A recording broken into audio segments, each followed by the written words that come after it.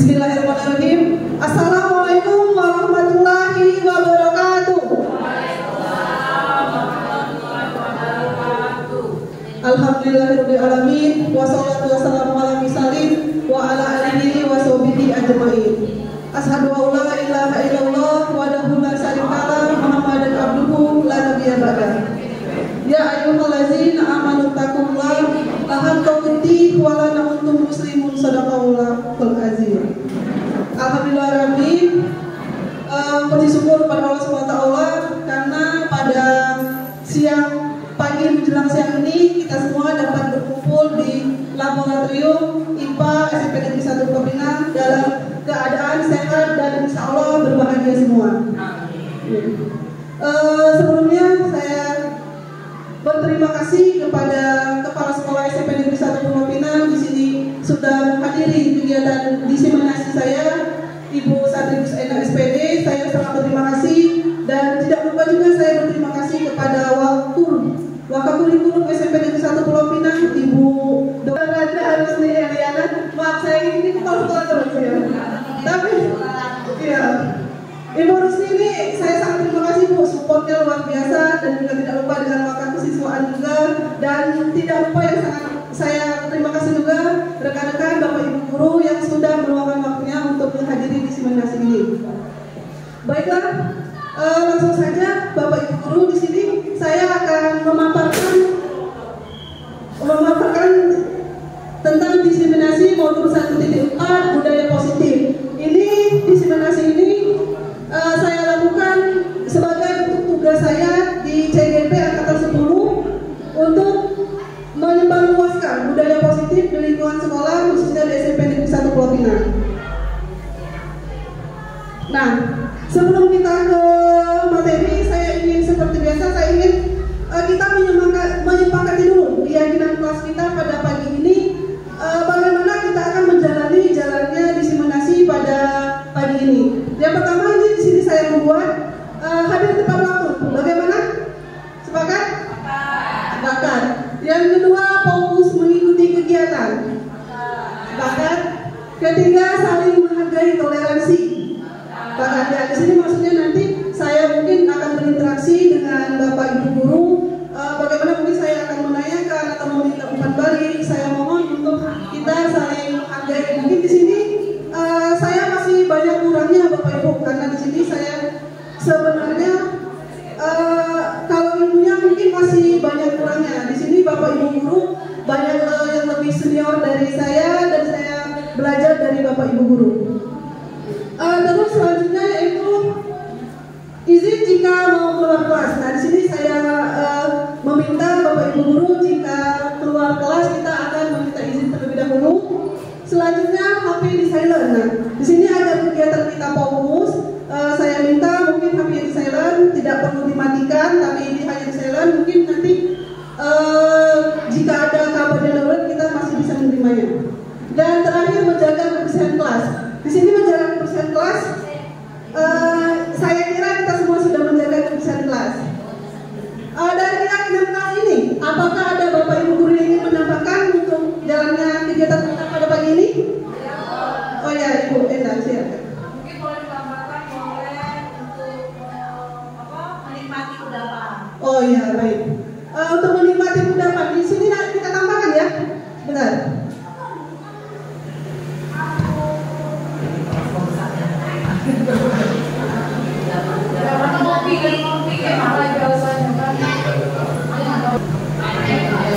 Ya, ini ya Bapak Ibu. Di sini kita menyemangati kegiatan kelas kita pada pagi ini, yaitu sambil menikmati kudapan. Karena kita tadi melanjutkan dari kegiatan kita tentang rapat untuk kenaikan kelas siswa, saya kira juga tidak apa-apa kita untuk sambil menikmati kudapan. Asal tidak terlalu mengganggu ya. Ya. Bagaimana Mas ada menambahkan? Kesempatan kelas? Cukup. Ya. Baik. Nah, di sini saya ada pertanyaan pemantik. Hal apa yang sudah Bapak Ibu lakukan di sekolah mengenai budaya positif? Hal apa? Saya minta dari kelompok Ibu Rusni, dari kelompok Ibu Riza, dari kelompok Pak Orison dan kelompok Ibu Rakia, mungkin bisa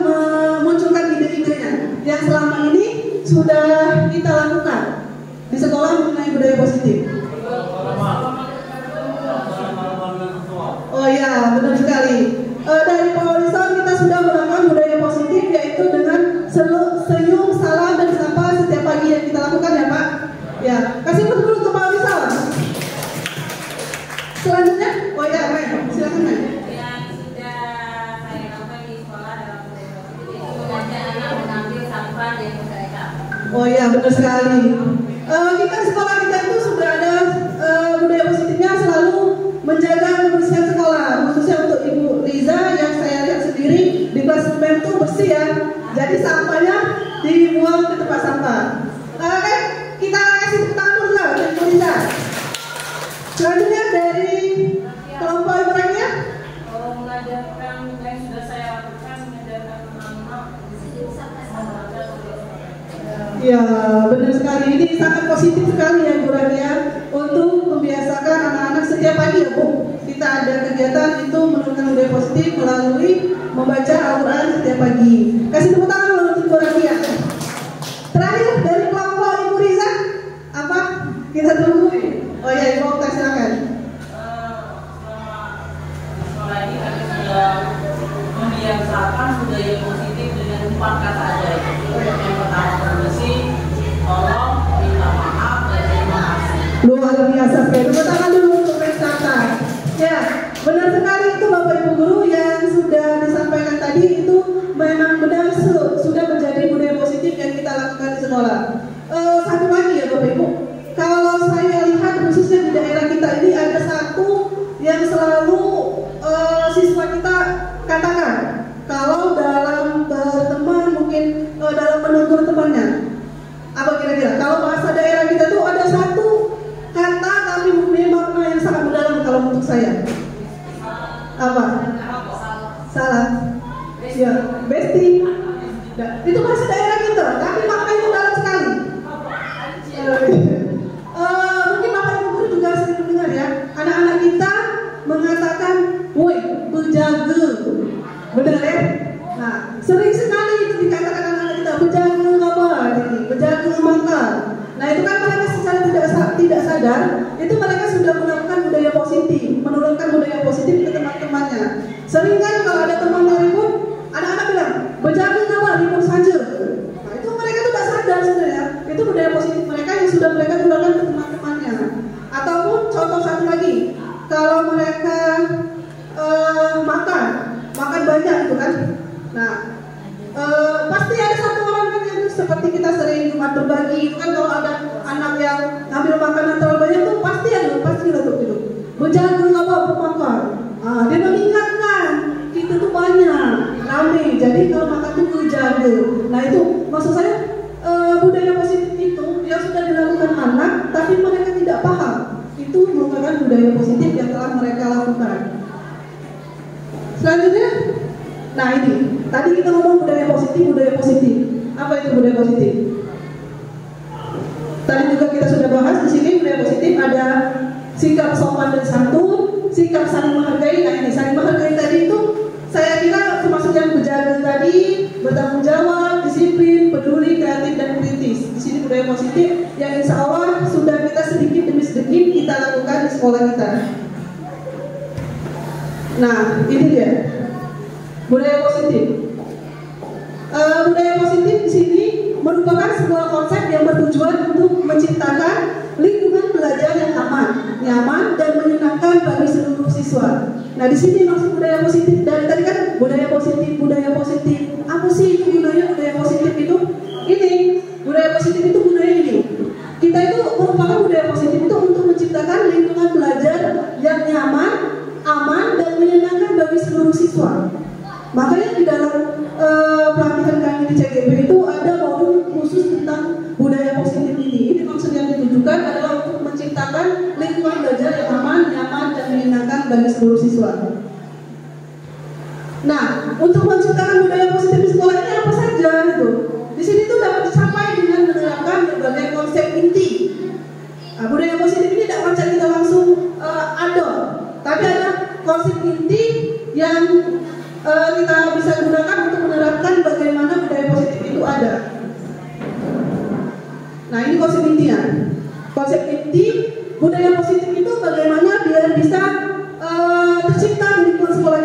Yang pertama itu adalah pembelajaran paradigma belajar. Pembelajaran paradigma belajar nanti ada slide-nya, saya bahas satu-satu. Di sini ada disiplin positif, ada motivasi perilaku manusia, kebutuhan dasar manusia, posisi kontrol, keyakinan kelas ini yang telah kita buat kesepakatan kelas pertama tadi, perubahan paradigma belajar dan segitiga restitusi. Nah, apa sih pembelajaran paradigma baru? Nah, ini dia. Pembelajaran dengan paradigma baru itu pembelajaran yang berfokus pada pengembangan karakter dan kompetensi murid sesuai dengan profil pelajar Pancasila. Di sini sekali lagi kita menanamkan untuk anak-anak itu paradigma baru kita harus pengembangannya ke karakter anak. Tidak melulu tentang bagaimana anak itu mendapatkan nilai yang baik, nilai yang tinggi, atau mendapatkan ranking 1, tapi kita harus melihat juga anak itu harus mempunyai karakter yang baik, gitu. Nah, iya, tadi kita berkali-kali karakter itu yang kita utamakan untuk anak didik kita. Selanjutnya itu tantangan pembelajaran dengan paradigma baru ini. Nah, tentu saja pembelajaran dengan paradigma baru ini memiliki tantangan, Bapak Ibu. Tantangan itu seperti apa? Ini. Yang pertama, perubahan nasib guru. Nah, di sini mohon maaf Bapak Ibu, bukan saya mengajari atau saya sok pintar di sini, tapi di sini yang saya dapat itu tantangan pembelajaran dengan paradigma baru itu ini. Pertama itu perubahan nasib guru. Perubahan nasib guru perlu mengubah mindset mereka dari mengajar ke memfasilitasi pembelajaran. Nah, kita guru itu bukan hanya tentang mengajar saja, tapi kita memfasilitasi apa yang diperlukan oleh anak didik kita. Jadi sekarang ayo sedikit-sedikit kita mengubah cara pembelajaran kita, yaitu dari yang tadinya kita hanya mengajar, memberikan, tapi kita memfasilitasi. Di sini memfasilitasi pembelajaran. Selanjutnya itu ketersediaan sumber daya, membutuhkan sumber daya yang memadai seperti buku, alat peraga, dan teknologi informasi. Saya kira untuk ketersediaan sumber daya ini di sekolah kita sudah cukup ya, sudah cukup ada, walaupun kita sering terkendala untuk jaringan. Saya juga menyadari kalau di sekolah kita itu bukan hal yang bisa kita atasi dengan segera, tetapi memang menjadi salah satu kendala untuk kita semua. Akan tetapi sedikit demi sedikit untuk kegiatan yang lainnya kita seperti Infocus, semuanya sudah tersedia di sekolah kita. Selanjutnya itu kerjasama antar sekolah, keluarga, dan masyarakat. Nah, di sini nih sekolah di sini budaya positif itu harus kerjasama Bapak Ibu, bukan hanya dari kita sebagai guru, tapi semua warga sekolah, dari keluarga, masyarakat sekitar sekolah, itu kita harus menjalin kerjasama agar tujuan pendidikan yang kita inginkan itu tercapai dengan optimal. Nah, ini juga. Nah, tadi kan kita membahas tentang profil pelajar Pancasila. Apa sih profil pelajar Pancasila? Saya kira Bapak Ibu guru juga sudah sangat paham dan sangat mengerti kalau tentang profil pelajar Pancasila. Karena ini sudah dimasukkan ke visi misi kita juga, sudah ada, termasuk tentang beriman, bertakwa kepada Tuhan Yang Maha Esa, mandiri, bernalar kritis, kreatif, bergotong royong, dan berkebinekaan global. Nah, ini termasuk juga pembelajaran dengan paradigma baru tadi dalam membangun budaya positif sekolah dapat menyediakan lingkungan positif, aman dan nyaman agar siswa mampu berpikir, bertindak, dan menciptakan dengan merdeka mandiri dan bertanggung jawab. Jadi dengan pembelajaran paradigma baru, dengan paham profil pelajar Pancasila akan menciptakan siswa yang ini menuju siswa yang memiliki karakter pelajar Pancasila. Nah, ini selanjutnya. Ini saya juga sangat tertarik Bapak Ibu.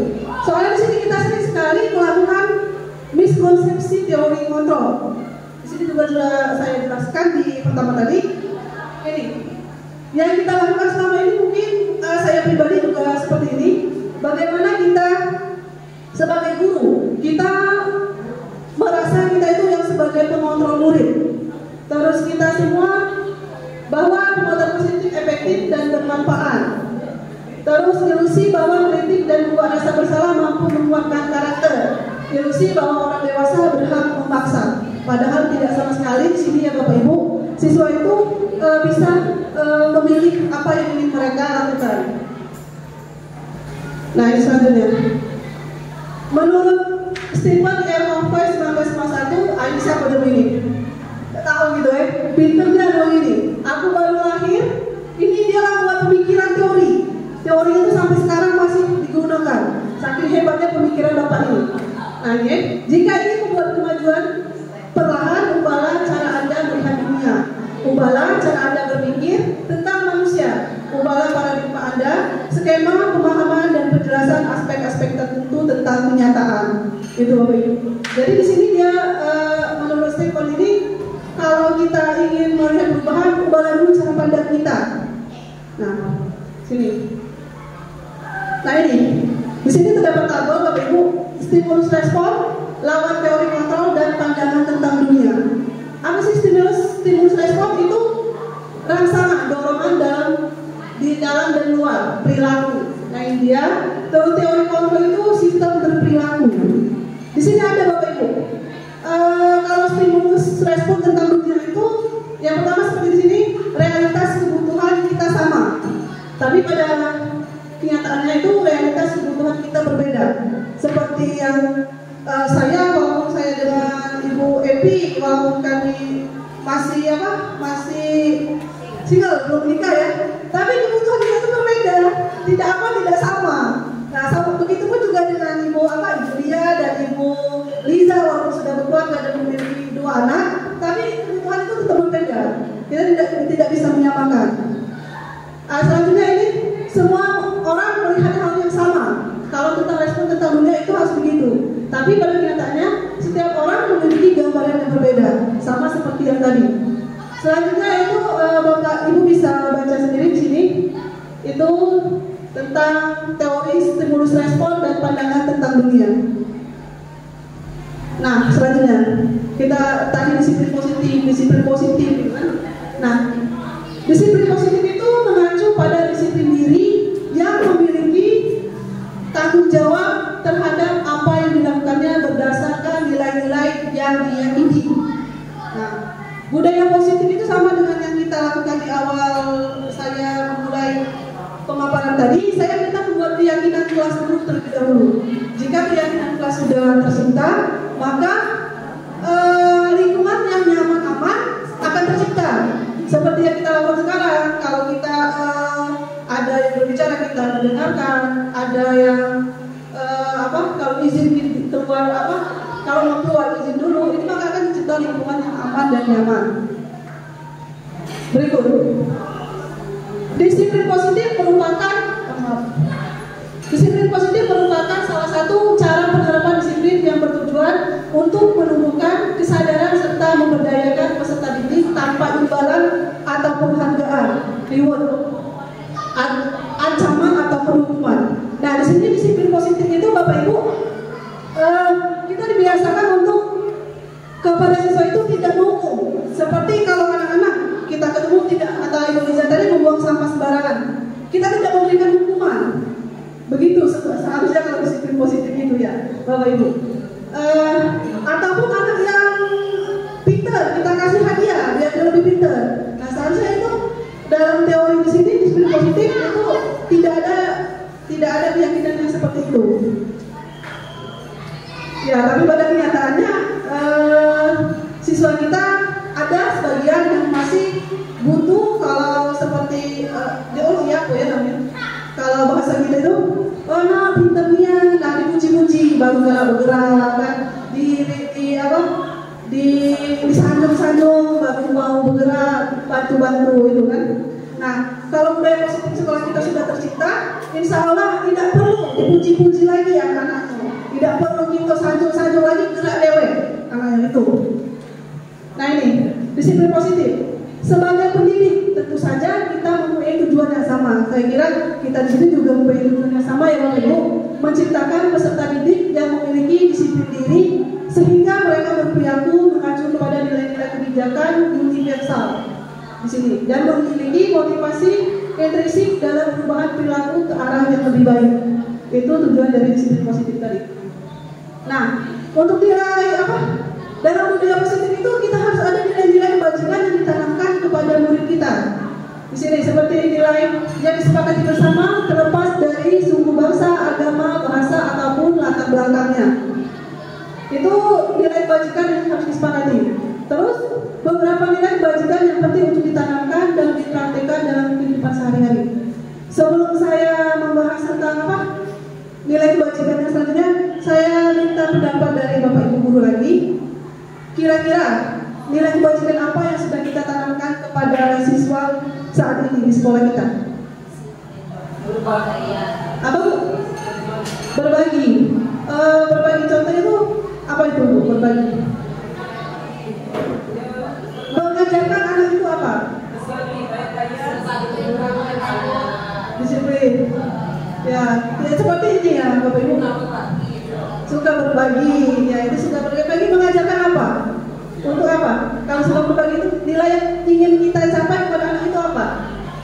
Kalau suka berbagi. Prihatin. Ya peduli terhadap sesama. Ya kepedulian. Berarti nilai kebajikan yang kita ingin ajarkan ke anak-anak itu nilai kepedulian terhadap sesama. Itu Bapak Ibu, salah satu contohnya. Nah ini mungkin ini sudah kita lakukan. Ini seperti nilai kebajikan keadilan. Itu kita selalu mengajarkan anak berlaku adil dan tidak memihak kepada siapapun. Kita juga sudah menerapkan ini ya Bapak Ibu. Terus kita mengajarkan anak untuk bersikap jujur dalam perkataan dan perbuatan. Nilai kebajikan yang ingin kita capai itu apa? Kejujuran. Nah terus keberanian, berani dalam membela kebenaran dan menegakkan keadilan. Jadi nilai yang ingin kita capai itu apa? Keberanian. Ya, tapi yang perlu kita tekankan sedikit kepada anak di sini, nilai keberanian ini di sini berani dalam membela kebenaran dan menegakkan keadilan. Anak-anak kita ini kalau saya lihat, yang penting kalau adiknya atau yang daerah sama mereka kalau mereka pasti langsung keroyokan. Itu keberanian bukan? Apa Bu? Keberanian semu. Ya, keberaniannya semu. Itu salah satu keberanian Bapak Ibu. Tapi keberanian yang tidak baik, keberanian yang semu. Kita harus menekankan kepada anak, berani itu harus dalam positif, bukan berarti berani asal langsung. Gitu. Terus di sini juga ada banyak nilai-nilai kebajikan yang di sini seperti gotong royong, saling membantu dan bekerja sama untuk mencapai tujuan bersama. Nah di sini kita gotong royong sering sekali ya Bapak Ibu, soalnya kita setiap bulan itu pasti ada Jumat bersih. Kita secara bersama-sama dengan siswa membersihkan lingkungan sekolah kita. Itu yang nilai secara tidak sadar kita itu menanamkan nilai kebajikan gotong royong kepada anak. Selanjutnya, nah ini kalau nilai kebajikan ada, berarti kebutuhan dasar manusia juga harus terpenuhi. Apa kebutuhan dasar manusia? Nah, kebutuhan dasar manusia adalah hal-hal yang penting untuk kelangsungan hidup. Apa? Sandang pangan, ya benar itu salah satu kebutuhan hidup. Kalau sandang pangan itu Pak, maksudnya kebutuhan apa? Kebutuhan dasar apa Pak? Apa? Primer. Ya. Kalau kayak persidangan itu apa? Tersier. Oh ya. Ini 5 kebutuhan dasar manusia. Nah ini Pak Horizon tadi kan ada kebutuhan lapar, makan, pakaian, tempat tinggal, keamanan, kesehatan, dan lain-lain. Nah itu termasuk psikologi. Kalau sekarang ini kan banyak kita dengar tuh kesehatan mental. Nah ya butuhnya itu sekarang. Yo lagi ilmunya. Yo kan sekarang aku perlu healing, dikit-dikit healing kan. Yo itu butuh kesehatan mental.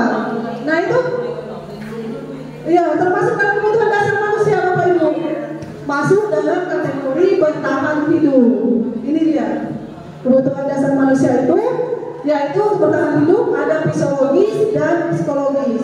Fisiologis tadi terhadap makan, sandang pangan tadi, keamanan, dan kesehatan. Psikologis itu rasa aman dan kesehatan mental kita tadi. Selanjutnya kasih sayang dan rasa diterima. Ya ini kasih sayang dan rasa diterima itu apa? Kalau kita lihat kasih sayang dan rasa diterima apa ini? Ingin disayang-sayang ya men? Nyontakan. Apa bukan? Saling mengasihi, saling menghormati ya Pak. Ya, sini. Kebutuhan untuk diterima, memberi dan menerima kasih sayang. Jangan nak disayang saja, men. Iya, menyayangi. Iya, aku yang butuh kasih sayang tapi tidak menyayangi. Itu di sini. Nah, di sini ini maksudnya bukan antara pria dan wanita, bukan sepasang kekasih atau sepasang suami istri saja. Tapi di sini juga diperlukan kerjasama menjadi bagian dari kelompok. Nah, bukan kasih sayang itu antar dua orang saja, tapi juga antar kelompok, Bapak Ibu. Di sini tidak ada namanya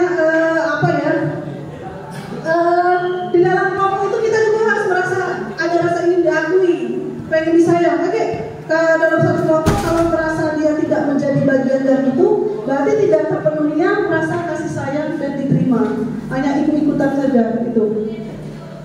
Selanjutnya ini penguasaan, kebutuhan pengakuan atas kemampuan prestasi diakui. Benar tak kira-kira? Benar. Setuju ya? Iya. Rasanya tuh kalau kita lihat ada anak, ya kita sebagai guru, mama sebagai guru. Di sini ada anak yang emang pinter, tapi tidak dapat ranking. Macam itu. Reaksi anak tersebut coba Bapak Ibu. Kecewa. Ya, apalagi ibu lagi ya. Anak-anak itu biasa. Kalau aku pinter padahal dia dapat ranking, tak nikah gitu. Galau, yo, sedih. Nah iya itu. Berarti di kebutuhan dasar manusia itu penguasaan juga perlu Bapak Ibu. Nah ini. Iya, jangan menang Pak bisa. Iya, dia kalau padahal dia merasa seharusnya dia yang pintar kok tidak dapat ranking, gitu kan? Nah itu penguasaan itu tidak terpenuhi dari sini. Selanjutnya itu, nah kebebasan. Di sini juga Bapak Ibu, kebebasan, kebutuhan akan pilihan, kemandirian dan otonomi. Nah, kita menanyakan ke diri kita masing-masing, apakah kita sudah memberikan pembelajaran yang kebebasan yang sesuai dengan kebutuhan murid? Nah, Bapak Ibu guru jawab sendiri-sendiri saja ya. Di sini. Terus selanjutnya yang terakhir itu kesenangan. Nah, kalau di kelas itu anak-anak tuh bosan pasti kalau dia belajarnya tidak ketawa-ketawanya. Serius ya. Sama saja gitu kalau sekarang kan saya terus ngomong bosan pasti dengarnya kan. Ya. Nah, breaking dulu. Ya, habis kita breaking. Oh, alhamdulillah, berarti tidak bosan ya, alhamdulillah. Ini kesenangan tadi ya Bapak Ibu. Dalam mengajar memberikan pembelajaran di kelas, kita harus ada humornya, ada biar siswa itu antusias dengan pembelajaran yang kita berikan. Kalau saya guru agama ya, kalau guru agama itu biasanya marah atau apa itu. Bosan namanya pasti kalau dosa mana ada yang tidak bisa menulis Arab kan. Jadi muridnya mengakalnya bagaimana? Diajak apa nantinya? Oh ya benar sekali. Kasih tepuk tangan dulu untuk yang telah datang ke Murantia. Benar sekali Murantia tadi ya Bapak Ibu. Kalau anak-anak sudah bosan dengan huruf Arab itu ya, diajak bernyanyi dengan tidak lupa dengan berbahasa Islam. Ya benar sekali. Kalau dari Pak Olisan Pak, bagaimana? Untuk anak-anak yang tidak bosan di kelas.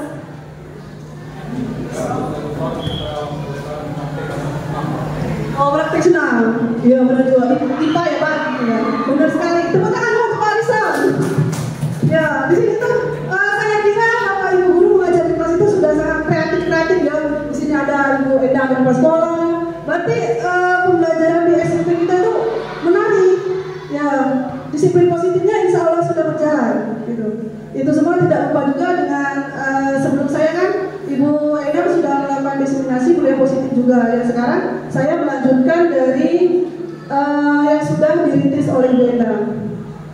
Nah, selanjutnya. Nah, untuk berperilaku, manusia itu ada dua faktor motivasi perilaku manusia. Ini menjadi bagian dari agar terciptanya budaya positif di sekolah tadi. Nah, ini ada motivasi ekstrinsik, di sini ada intrinsik. Apa itu motivasi perilaku manusia? Nah, sini.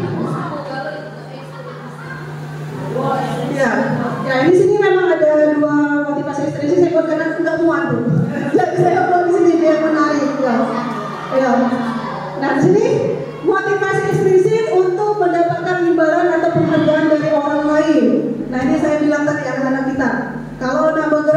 puji tadi.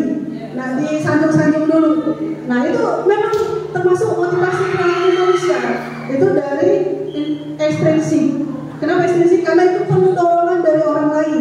Seperti di sini, seorang berlaku untuk mendapatkan pujian, hadiah atau imbalan dari orang lain yang menurut mereka penting dan mereka letakkan dalam dunia berkelas mereka. Itu. Nah, apa yang kedua? Untuk menghindari ketidaknyamanan atau hukuman. Yo, kalau ada uang sampah ke kotak sampah, keluar 5 lagi PM tadi katanya. Apalagi masih dianggap tantangan, main juga orang saja katanya. Jadi motivasi mereka tuh ini menghindari ketidaknyamanan atau hukuman. Itu dia. Nah, itu termasuk motivasi perilaku manusia yang ekstrinsik karena dorongan dari luar. Nah, yang intrinsik ini yang ingin kita capai. Intrinsik, motivasi intrinsik untuk menjadi orang yang mereka inginkan dan menghargai diri sendiri dengan nilai-nilai yang mereka percayai. Nah, ini bagaimana agar anak-anak memiliki motivasi intrinsik ini? Orang melakukan sesuatu karena nilai-nilai yang mereka yakini dan hargai. Motivasi ini akan membuat orang mempunyai disiplin positif karena motivasinya bersifat internal. Nah, nilai, kembali lagi Bapak Ibu ke nilai-nilai yang mereka yakini. Makanya saya tadi sudah juga membicarakan nilai-nilai kebajikan apa yang ingin kita tanamkan kepada anak-anak.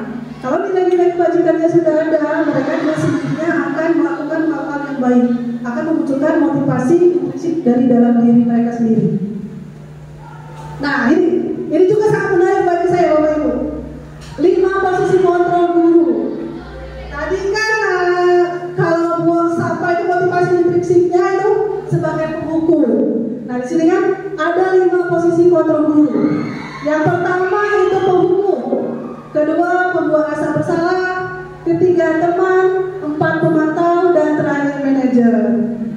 Nah, kira-kira dari 5 posisi kontrol guru ini, Bapak Ibu sudah berada di posisi mana? Jujur, kalau saya ya, karena saya guru bimbingan konseling, itu terkesan pasti ke ini. Mana?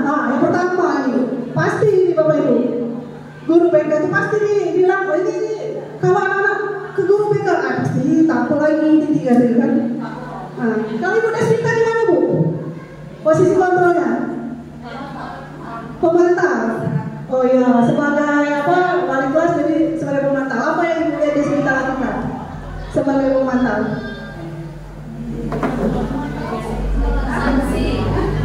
Memberikan sanksi. Oh kita itu Ibu lihat kita guru BK. Apa? Memantau karakter perilaku siswa di kelas ya Bu. Ya. Ini kalau Ibu pilih dulu dah. Ibu pilih ini posisi mana sebagai wakil kesiswaan di mana posisinya? Oh di penghukum. Iya. Eksis ya. Iya.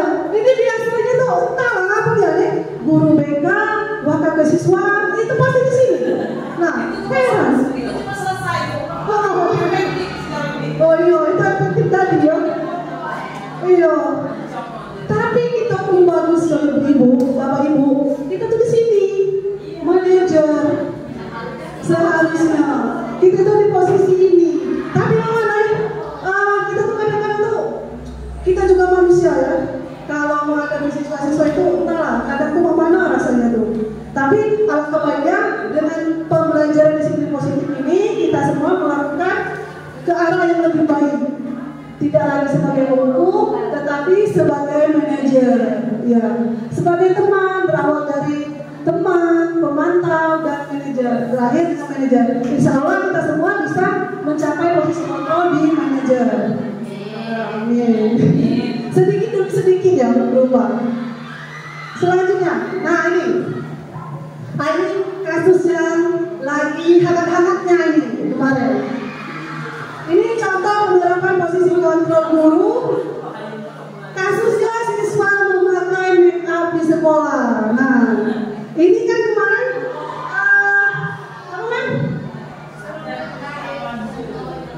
Oh ya, ini contoh penerapan posisi kontrol guru.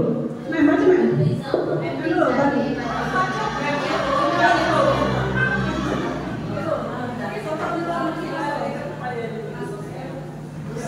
Kasus siswa memakai make up ke sekolah, keluar kelas dan tidak usah masuk lagi selama pelajaran saya. Ini kan ini sebagai hukum. Keluar kelas dan tidak usah masuk lagi sama pelajaran saya. Itu ada nadanya. Itu sebagai penghukum. Memang cocok cari baca yang ini, coba. Baca dulu.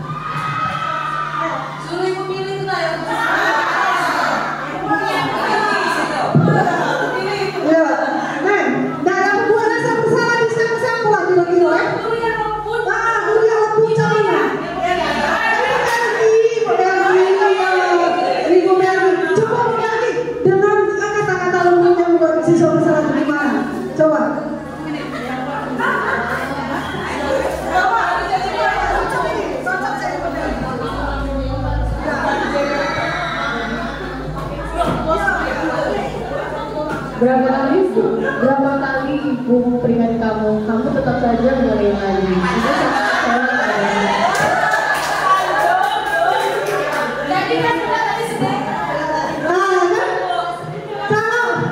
Kalau pakai nada ibu bel gitu, cak dulu rasanya kan?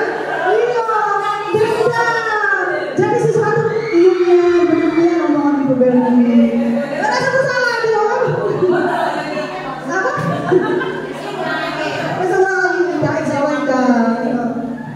Nah ini kalau mau mudik saya keluar kelas itu, gitu kan? Tidak usah masuk pelajaran saya lagi. Nah itu dari penghukum. Kalau penguasa bersalah seperti ibu tadi tadi, ya berapa kali ibu bilang, kita nggak punya.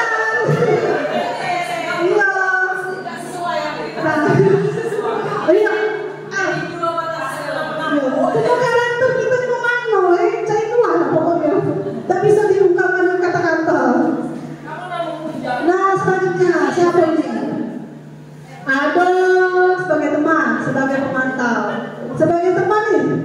Ibu siapa? Ibu Rakia dulu sebagai teman. Ini kan guru agama. Celana.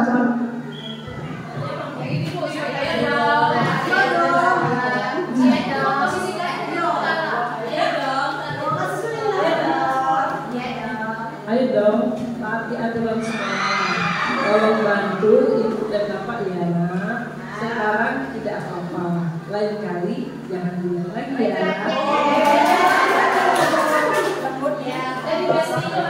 Iya, ini orangnya ini bisa nih orangnya pasti sebagai teman posisi kontrol. Seperti itu yang kira-kira yang disampaikan oleh guru. Selanjutnya sebagai pemantau, Ibu Desmita tadi sebagai pemantau. Coba Bu, Ibu Desmita dulu.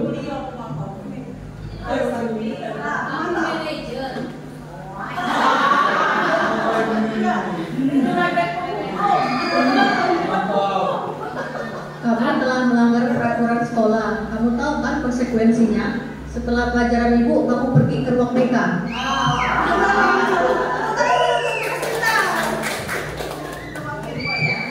Nah itu sebagai pemantau, itu pemantaunya ini tadi, ada tadi. Kedengarannya sebagai pemantau. Nah terakhir sebagai manajer. Ibu lihat dulu kalian ini. Ayo, ibu lihat dulu kalian ini. Coba cek mana Bu? Tunjukkan guru BK yang mana ini. Sebagai manajer. Apakah kamu tahu kesalahan?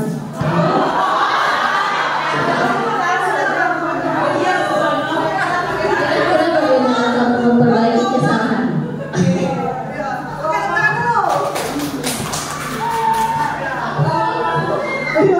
Itu Bapak Ibu. Nah, apakah kamu tahu kesalahanmu?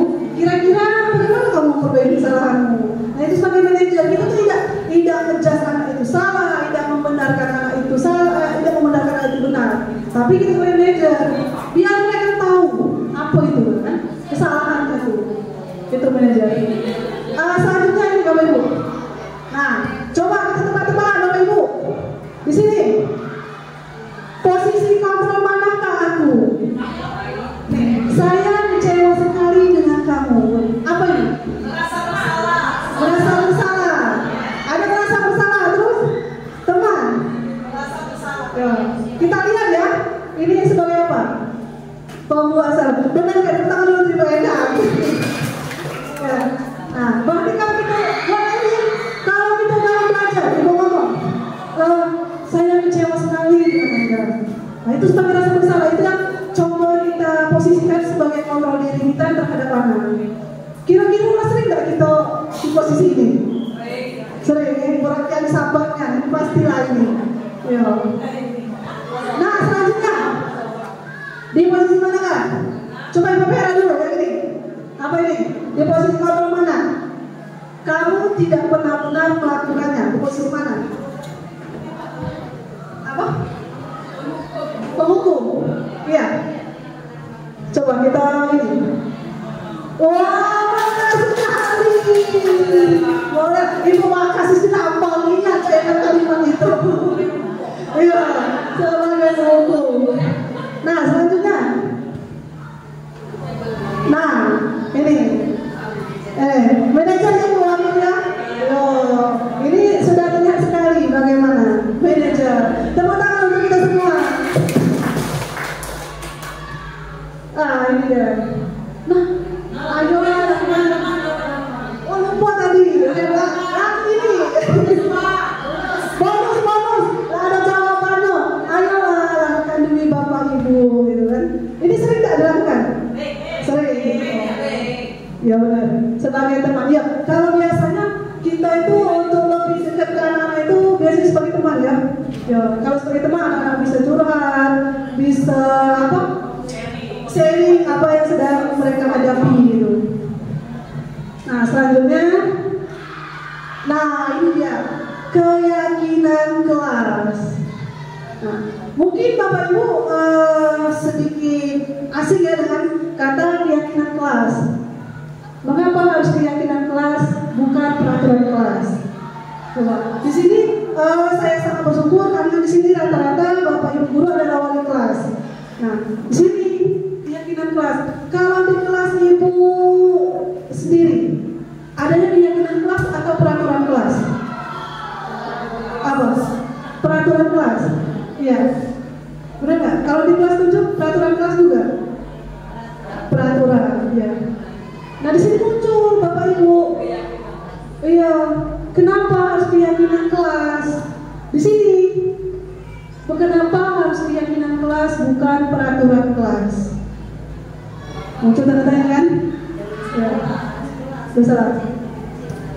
Nah, meskipun sekilas terlihat mirip, keyakinan kelas dan peraturan kelas itu memiliki perbedaan fundamental dalam tujuan, pendekatan, dan dampaknya dalam menciptakan lingkungan belajar yang positif dan kondusif. Memang mirip ya, peraturan dan keyakinan kelas. Kalau peraturan itu untuk apa sih? Dibuat Ibu Evi, kalau peraturan kelas 74 itu peraturannya dibuat untuk apa? Kalau menurut saya, kenapa peraturan itu dibuat, yaitu untuk dilaksanakan atau disepakati oleh siswa ataupun guru. Gitu. Apa itu? Kalau kita sepakati kan, peraturan itu sudah sepakati untuk apa? Biar anak untuk membentuk anak supaya tahu dengan tanggung jawab dan juga sikap disiplin.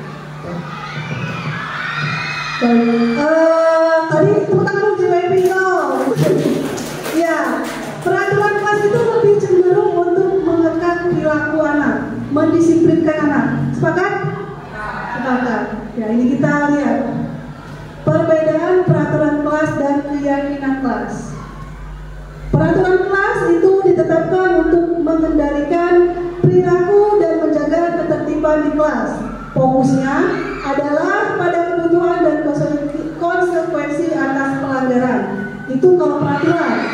Tapi kalau keyakinan kelas diciptakan untuk membangun budaya positif dan mendorong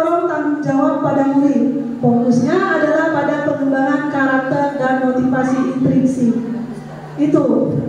Ya. Nah, jadi di sini Bapak Ibu, kembali lagi ke tema budaya positif yang saya paparkan. Kita itu bagaimana cara mengubah perilaku anak itu menjadi fokusnya itu ke pengembangan karakter, dan itu dimulai dari dalam diri anak itu sendiri. Nah, makanya di sini dalam kami mengikuti pendidikan guru program ini diajarkan untuk selalu, ayo Bapak Ibu membuat keyakinan kelas. Nah, makanya itu, kalau kita untuk menjadikan budaya positif di suatu lingkungan sekolah itu tercipta, maka salah satunya itu dengan membuat keyakinan kelas. Saya harap dari ini nanti kita bisa merefleksikan kembali bagaimana perbedaan dari peraturan kelas dan keyakinan kelas ini. Dan kalau saya kira, menurut sudut pandang saya pribadi, di sini kalau saya melihat keyakinan kelas itu memang cenderung lebih ke pengembangan karakter dan motivasi intrinsik sesuai dengan tujuan kita, yaitu membuat siswa mempunyai karakter profil pelajar Pancasila tadi. Ini dia. Nah, dalam pembentukan keyakinan kelas itu apa saja itu?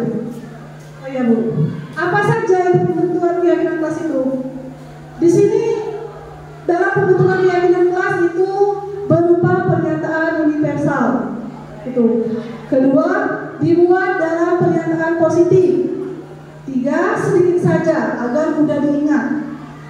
4, sesuai dengan kondisi kelas sehingga mudah diterapkan. Yang terakhir, semua siswa di kelas dilibatkan dalam membuat keyakinan kelas.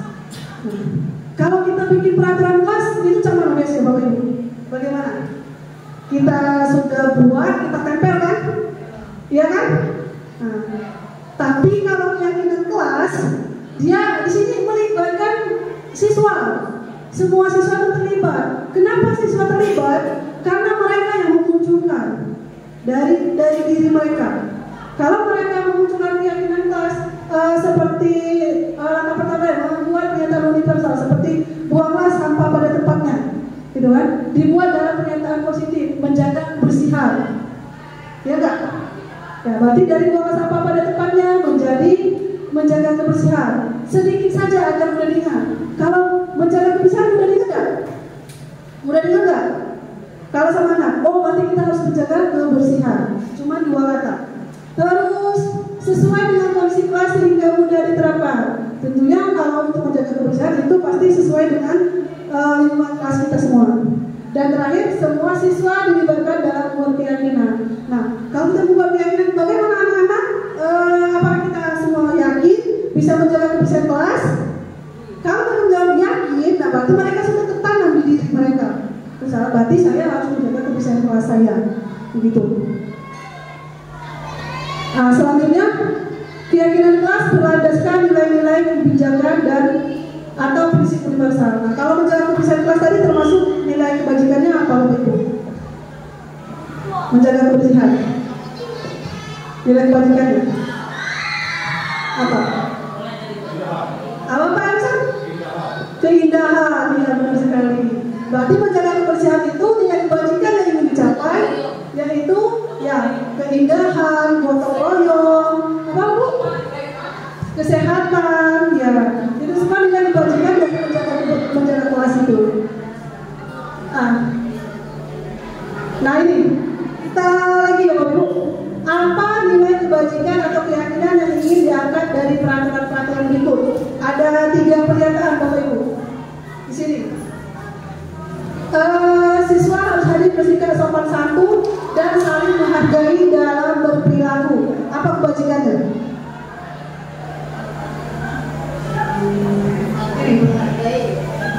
Siswa harus bersikap sopan santun dan saling menghargai dalam berperilaku. Kalau bahasa daerah kita tadi jago tadi gitu. Oh ada. Ya ada. Yang kedua, dilarang kurang M-nya ini. Ya, tinggal aja ya. Dilarang membuang sampah pada tempatnya. Apa yang kewajibannya? Keindahan tadi kan? Ya. Terus dilarang menggunakan kata-kata kasar. Apa? Nilai kebajikan. Sopan santun. Ini dia. Nilai kebajikan, siswa harus hadir bersikap sopan santun dan saling menghargai dalam berperilaku. Nilai kebajikannya itu kesantunan. Kedua, pernyataan dilarang membuang sampah pada tempatnya, kebersihan. Dilarang menggunakan kata-kata kasar, selalu bersikap positif dan ramah. Itu Bapak Ibu. Nah, langkah-langkah utama dalam menetapkan keyakinan kelas. Ini. Nah, bukan berarti keyakinan kelas itu tiba-tiba ada Bapak Ibu. Yang pastinya keyakinan kelas itu dibuat berdasarkan langkah-langkah ini. Pertama, memunculkan peraturan-peraturan yang perlu ditaati oleh warga kelas. Nah, di kelas Ibu kan itu ada peraturan-peraturan dibuat. Nah, itu dari peraturan-peraturan itu Bapak Ibu. Peraturan-peraturan yang perlu ditaati itu dimunculkan dalam pembelajaran kelas itu apa yang tidak boleh. Peraturan tadi. Terus mengubah peraturan menjadi kalimat yang lebih positif tadi. Seperti yang pernah kita buat tadi. Terus yang ketiga, mencarikan peraturan-peraturan menjadi nilai-nilai kebajikan atau keyakinan kelas. Yang pasti dari peraturan menjadi kalimat yang lebih positif. Terus kita carikan nilai kebajikannya. Yang keempat, berdiskusi mengenai peran seluruh warga kelas. Nah, peran apa? Mereka sebagai warga kelas itu sebagai apa di sini Ibu, Bapak Ibu? Langkah-langkahnya itu disebutkan di sini. Terus yang terakhir, meninjau ulang keyakinan kelas dari waktu ke waktu. Setelah keyakinan kelas dibuat, kita lihat apakah mereka melakukan keyakinan yang telah disepakati ini. Itu. Terus, nah ini dia Bapak Ibu. Segitiga restitusi, bagian dari budaya positif tadi. Ini yang terakhir, segitiga restitusi. Apa sih segitiga restitusi? Segitiga restitusi. Kalau guru matematika, ada guru matematika, itu pasti segitiga apa? Siku-siku ya. Kalau di itu. Nah, kalau di sini segitiga restitusi. Apa segitiga restitusi? Ini Bapak Ibu. Satu. Nah, dalam menyelesaikan masalah siswa itu ada segitiga restitusi. Yang pertama, menstabilkan identitas. Nah, kalau kita menanggapi masalah anak, yang pertama kita lakukan adalah menstabilkan identitas. Yang kedua, validasi tindakan yang salah. Dan yang terakhir, menanyakan keyakinan kelas.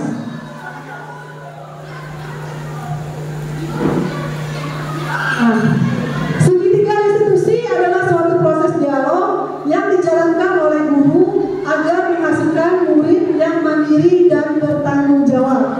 Itu tujuan dari segitiga restitusi ini. Nah, seperti ini Bapak Ibu. Menstabilkan identitas yang pertama.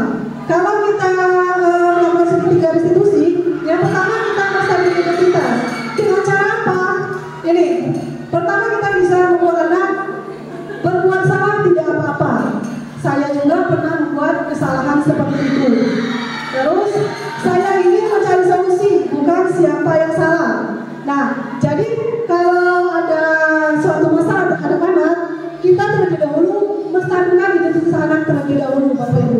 Di sini seperti yang telah saya buat, ini kita bisa lakukan. Apalagi kalau anak berkelahi, kita itu kan jangan langsung kita. Kamu lagi, apa sih maumu? Nah, bukan. Kita stabilkan identitas mereka terlebih dahulu. Di sini kita bisa coba. Saya ingin mencari solusi, bukan siapa yang salah. Gitu. Ini bagian dari menstabilkan identitas. Yang kedua itu memvalidasi tindakan yang salah. Nah, di sini memvalidasi tindakan yang salah, di sini kita bisa buat. Kamu pasti punya alasan melakukan itu. Ya, kita sudah pasti melakukan ini semua ya. Kalau ada permasalahan pasti. Kamu pasti punya alasan melakukan itu. Kenapa? Kenapa melakukan itu? Kita pasti menanyakan itu.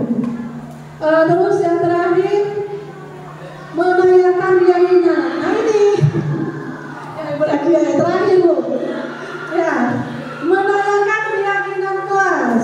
Makanya di sini tadi dalam budaya positif itu keyakinan kelas itu ada dalam konsep inti menciptakan budaya positif itu keyakinan kelas. Kalau di dalam lingkungan kelas itu keyakinan kelas. Kalau di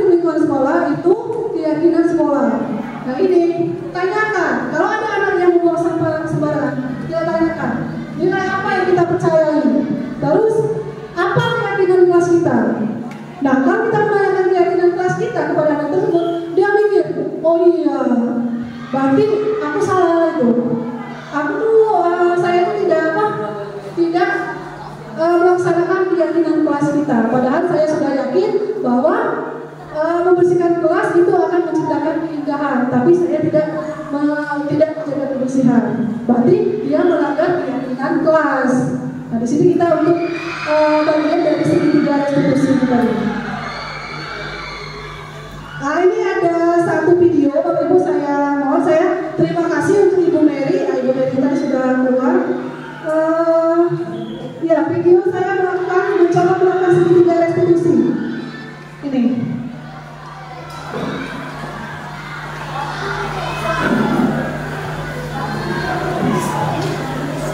Ini saya mencoba melakukan segitiga restitusi.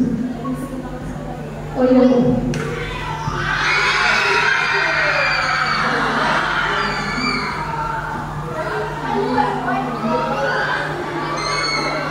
Apa tadi soalnya?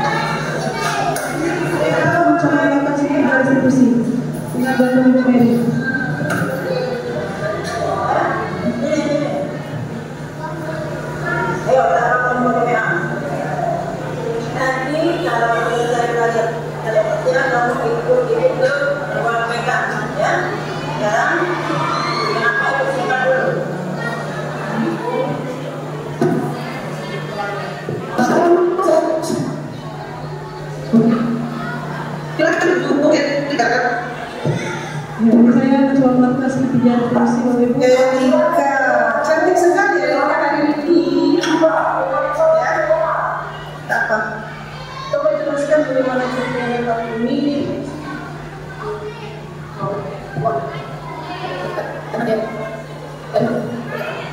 Mary sedang menjelaskan pelajaran yang baru.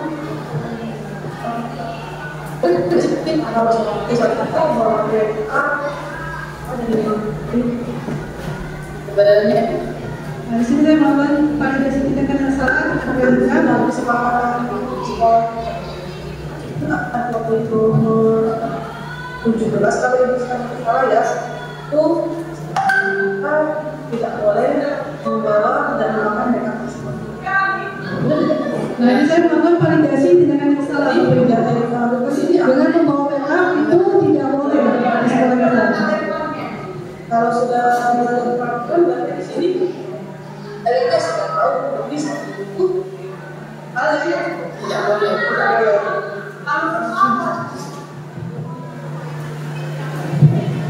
Sekarang ibu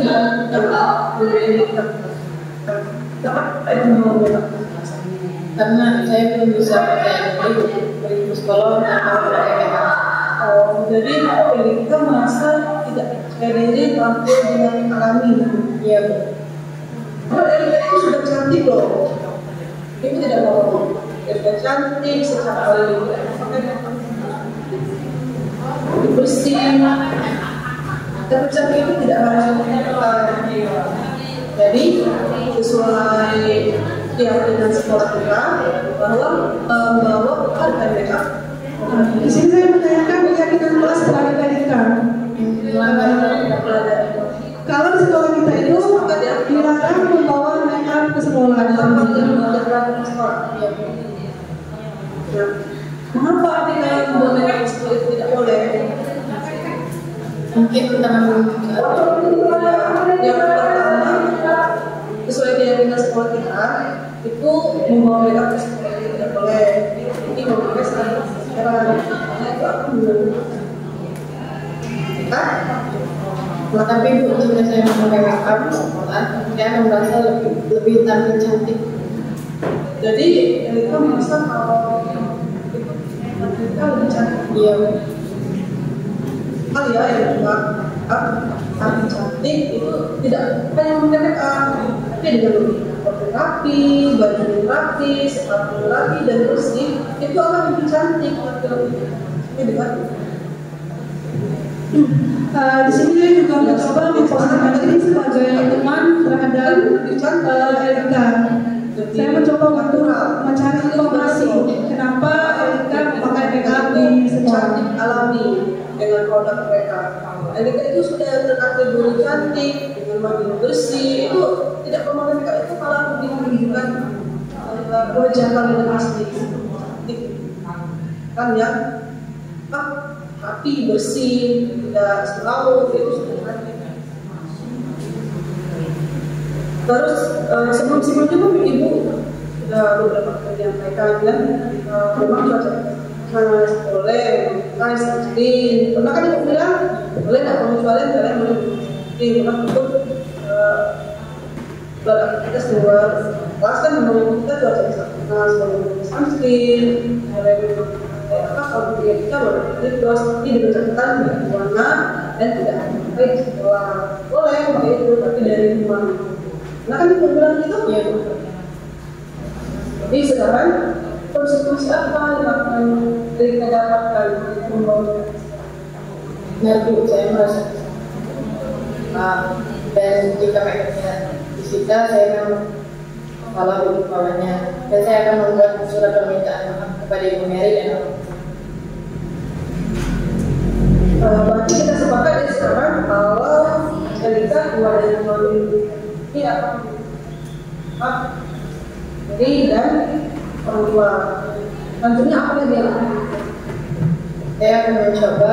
Nah, yang terakhir ini saya mencoba memposisikan diri saya sebagai manajer, menanyakan apa yang dilakukan Erika setelah ini. Jadi seperti itu. Kita ingin memastikan tampil cantik ini lengkap, ya. Selanjutnya dari ini apa yang akan kita lakukan lagi? Saya tidak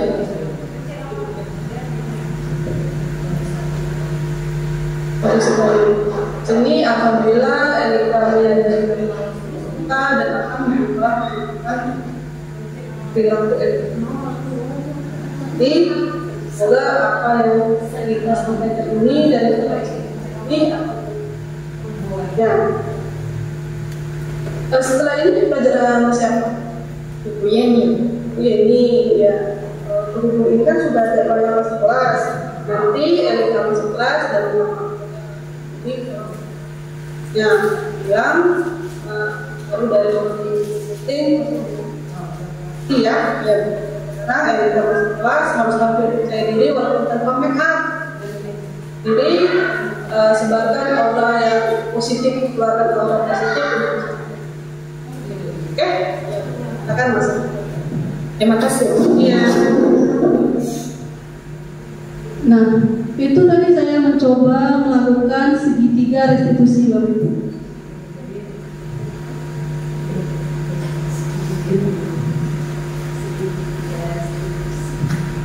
Segitiga restitusi yang saya lakukan tadi, yang saya buat, itu merupakan kasus yang memang benar ada, di mana siswa kita Erika itu membawa make up ke sekolah, dan memang Erika ini sangat hobi berdandan, di kelas pun kalau ada waktu curi-curi sedikit buat pasang bulu mata itu ya, pakai apa tuh?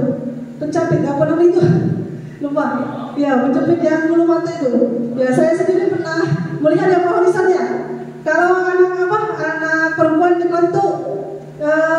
sering dandan ya Pak? Gitu. Apa? Ya, nari ya. Itu padahal keyakinan peraturan kelasnya kan yang pastinya tidak membolehkan siswa memakai make up ataupun siswa ribut di dalam kelas. Nah, ini dia Bapak Ibu, akhir dari budaya positif itu. Penerapan budaya positif di sekolah membutuhkan waktu dan usaha yang berkelanjutan.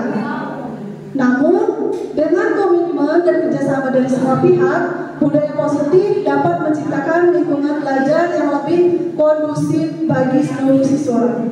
Nah, ini dia Bapak Ibu. Dari kesimpulan dari penerapan budaya positif sekolah itu harus adanya kerjasama seluruh warga sekolah agar budaya positif bisa tercipta dan menciptakan lingkungan belajar yang kondusif bagi seluruh siswa. Nah, sampai di sini pemaparan saya mengenai budaya positif di sekolah. Saya kira mohon, tadi saya sudah membagikan link di WA melalui Jabot. Saya mohon berikan refleksi Bapak Ibu di Jabot tersebut. Nanti itu akan menjadi bagian dari refleksi saya juga. Sampai di sini ada Bapak Ibu yang ingin memberikan, saya meminta saran dan masukan dari Bapak Ibu untuk saya ke depannya, baik dalam saya mengikuti pendidikan guru penggerak ini maupun dalam saya melakukan kegiatan saya sebagai guru bimbingan konseling yang menerapkan budaya positif di sekolah ini. Silakan Pak Orisan, silakan berikan masukannya. Assalamualaikum warahmatullahi wabarakatuh. Jadi saran saya selain dari kegiatan sekolah, jadi guru BK itu bekerja sama dengan orang tua atau wali murid di rumah. Jadi disampaikan kepada wali murid permasalahan-permasalahan tadi supaya capai sedikit tadi lebih cepat untuk capai. Sekian. Iya, benar sekali Pak Wilson. Itu memang budaya positif di sekolah itu memang harus kita lakukan kerjasama dengan kedua orang tua. Nah, kami sebagai guru bimbingan konseling juga mempunyai tanggung jawab bagaimana kami menyampaikan hal-hal yang mengenai siswa kepada orang tua, bisa melalui memanggil orang tua ke sekolah, dan kami juga bisa mengunjungi orang tua. Dalam bimbingan konseling itu ada home visit. Nah, tapi untuk melakukan home visit ini ada mengenai beberapa peraturan yang harus kita lakukan terlebih dahulu, Pak. Jadi kalau memang sudah sesuai aturannya, kami juga akan insya Allah datang berkunjung ke mahasiswa. Terima kasih masukannya Pak Rizal, sangat bermanfaat bagi saya. Tepuk tangan lagi dong untuk Pak Rizal. Ya, selanjutnya tidak ada? Oke. Oh ya, masih mengisi jabatan ya Bapak Ibu. Ya, nanti setelah ini juga setelah pemaparan saya juga bisa dilakukan mengisinya Bapak Ibu. Nah, dengan berakhirnya materi yang saya sampaikan, hasil refleksi di jabon yang sudah saya kirim melalui WA, saya mengucapkan terima kasih kepada Bapak Ibu yang sudah menghadiri diseminasi saya ini. Walaupun di tengah kesibukan mengisi e-rapor dan mengolah nilai, saya sangat berterima kasih sekali Bapak Ibu. Semoga kegiatan kita ini akan bermanfaat untuk kita ke depannya. Dan insya Allah melalui proses yang baik, kita semua akan menjadi lebih baik lagi dalam menjaga disiplin positif di sekolah kita. Akhir kata, bila saya ada salah dan saya hilaf kata, kepada Allah saya mohon ampun, kepada Bapak Ibu saya mohon maaf. Terima kasih. Wassalamualaikum warahmatullahi wabarakatuh.